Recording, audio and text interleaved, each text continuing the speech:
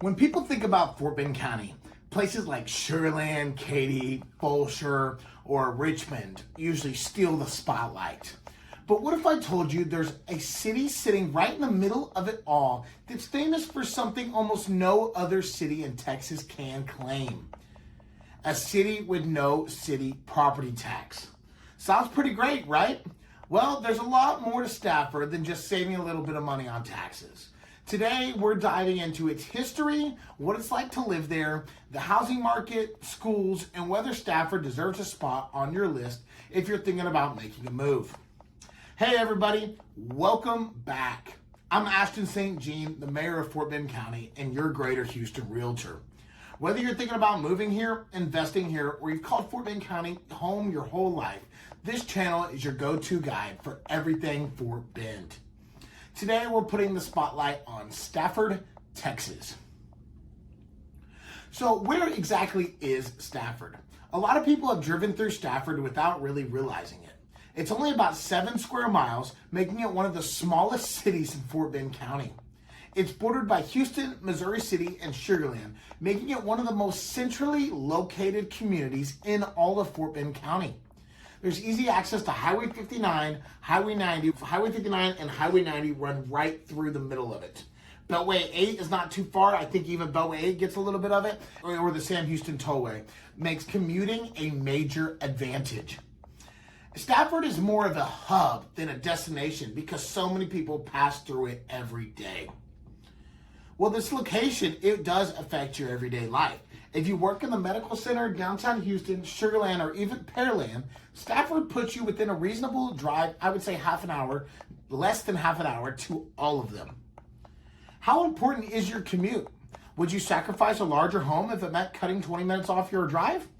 Before Stafford became a commuter-friendly city, it looked completely different out there. Let's talk about the history of Stafford. Stafford traces its roots back to the mid-1800s, like every other city around in this area. It was named after William Stafford, who purchased land in the area in 1830 from Stephen F. Austin's colony, the original 300. The land was primarily used for farming and ranching. Sugar production in the nearby Sugar Land influenced the surrounding region's economy, so that plays a huge role into the forming of Stafford. Stafford incorporated as a city in 1956 to maintain local control over development and services. Unlike many neighboring communities that became residential first, Stafford intentionally encouraged commercial and industrial growth. So imagine Stafford in the early 1900s. There's no subdivisions, there's no shopping centers, no highways, mostly just farmland. That's a hard picture to imagine today. Imagine how transportation changed everything. The railroads, then the highways, then the businesses, and now the neighborhoods. I always think it's fascinating how cities evolve. Stafford could have gone in a completely different direction, but city leaders made some decisions decades ago that still shape the city today. And one of those decisions ended up making Stafford famous across Texas. But think about this, Stafford is only 7 square miles. So if it was just all residential, it'd be another city you drive over and you probably never hear about. Because they were so big on businesses and commercial, you have major subdivisions like the Fountains, and you have the Grid now, and you have this other section on 90 where the original downtown was. We know Stafford, it's like, oh, I'm going to Stafford because I'm going to this restaurant or this activity or this place. Now it's a place that people from all around Houston, you know of Stafford. It also was the headquarters for a long time of Texas Instruments, and they had their big complex there, but it's now been torn down and now they're making the Grid, another commercial hub. So let's dive into the no city property tax story, because this does deserve some time. Stafford eliminated its city property tax in 1995. Many people miss only the city portion was eliminated. Just gives it a little bit extra boost to get people to be there. Now, why could they do this? Well, you have a strong commercial tax base because they were so big on their commercial. The businesses, the retail, the sales tax revenue they have, and industrial development, all that it plays into them being able to get rid of their city property tax. Would saving a few $100s every year make Stafford more attractive to you? Now, no city tax shouldn't be the only reason you move somewhere though. Lifestyle does matter, the schools matter, the commute matters, and neighborhoods matter. Now let's get into the housing section. Now the housing styles are mainly 1970s ranch homes, 1980s homes. There is some newer developments, but not really much. Now there's quite a few townhomes, and then homes often are costing less than they are in Sugar Land. It's just a different area. Sugar Land is it's got a luxury feel. It may not all be luxury in Sugar Land, but the feel of it is. You just don't quite have that with Stafford. Now it's probably because it's been so industrialized.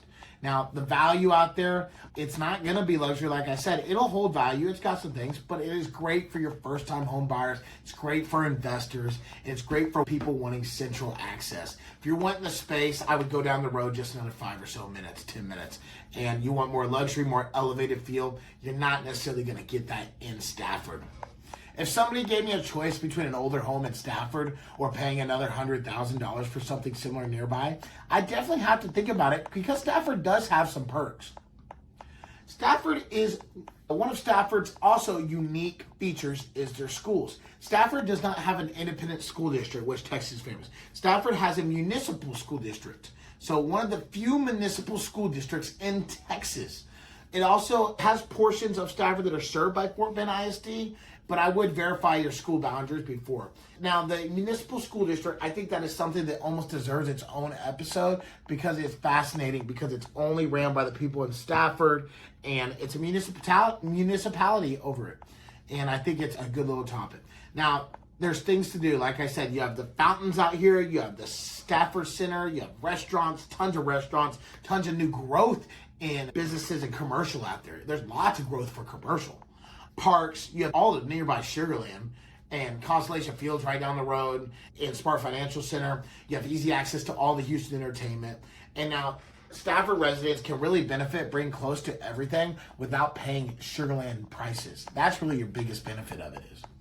Now the pros and cons of it.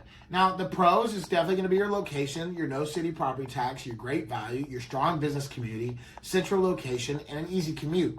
But your cons could be older homes, not very much in the master plan communities like you see out here in Southwest Houston. It's a smaller city, less nightlife, even though I do think there is some of one in the fountains right there. They have a good little string of bars and restaurants right there on the water. I think it's pretty good.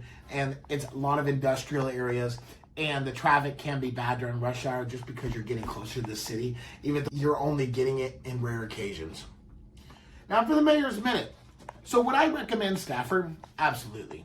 But it depends on what you're looking for. If you're searching for the newest master plan community with resort-style amenities, Stafford probably isn't your first stop. But if you value location, convenience, established neighborhoods, and potentially saving money thanks to the lack of city property tax, Stafford deserves a serious look.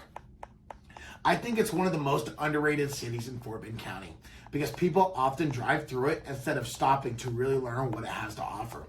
And that's exactly why I wanted to feature it in this series. If you've been thinking about moving, buying, or selling in the Fort Bend County area, please give me a call. I'd love to be your resource and I'd love to help you. My name is Ashton St, and I am the mayor of Fort Bend County, and I'm your Greater Houston Realtor. Thank you.